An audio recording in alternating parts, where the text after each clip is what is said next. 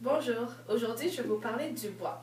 Donc, sa propriété est la dureté et une de ses utilisations, c'est fabriquer une porte. La dégradation, c'est le taux d'humidité élevé est la principale cause de la dégradation et aussi les champignons, comme sur les arbres. La protection, c'est par trempage dans une solution basique contenant du cuivre. Je vais vous parler de la céramique. Alors, les propriétés pour la céramique, c'est la fragilité, comme pour un verre à vin, et la dureté pour le sol. Son utilisation, je viens juste de le dire, c'est le verre à vin et le sol. Certaines dégradations, c'est à cause de l'action de certains acides comme l'acide sulfurique et certaines bases comme le dihydroxyde de calcium.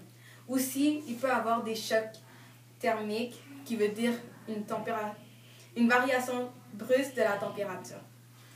Pour éviter ceci, on doit juste éviter d'exposer la céramique à l'acide sulfurique et le dihydroxyde de calcium. Et maintenant, je vais vous parler des métaux. Donc, la propriété, c'est la légèreté, l'utilisation. On peut faire des canettes, dégradation, l'oxydation, ça peut causer la corrosion et la rouille.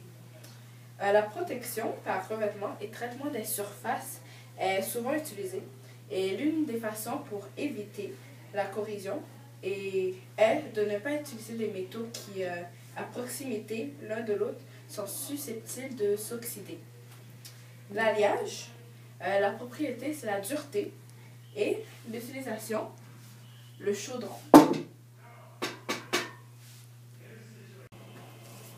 Maintenant, pour le thermoplastique. Les thermoplastiques sont des matières plastiques qui, sous l'effet de la chaleur, se ramollissent de telle façon qu'il est possible de mouler pour leur donner une forme souhaitable. Leur propriété, c'est une excellente résistance au choc. Son utilisation, c'est des CD ou des DVD.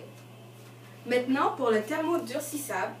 Les thermodurcissables sont des matières plastiques qui produisent en réalisant simultanément la fabrication du polymère et le moulage de l'objet ou de la pièce.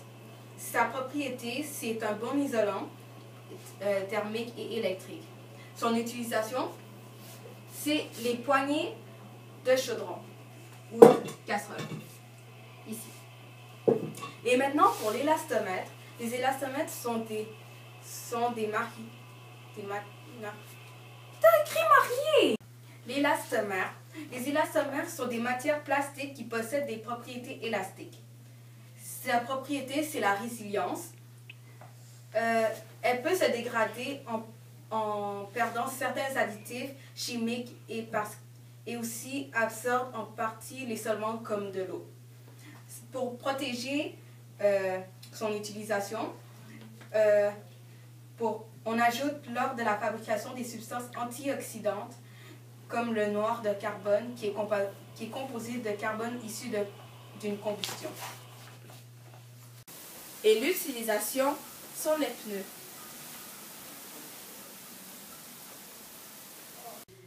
Maintenant, je vais vous parler des matériaux composites. Donc, les matériaux composites sont produits en combinant deux matériaux différents ou plus pour obtenir un troisième matériau qui possède de nouvelles et meilleures propriétés mécaniques. Donc la propriété, c'est la durabilité. Et puis, l'utilisation, le bâton d'hockey.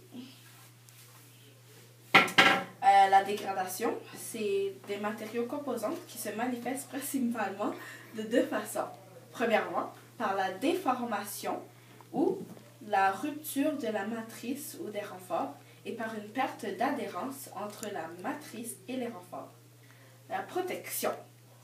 Pour protéger les matériaux composés de la dégradation, il faut s'assurer que justement ces matériaux qui entrent dans leur conception n'auront pas de tendance à se déformer ou à se rompre dans les conditions auxquelles ils seront soumis. Il faut aussi s'assurer que la matrice et les renforts adhèrent fortement ensemble.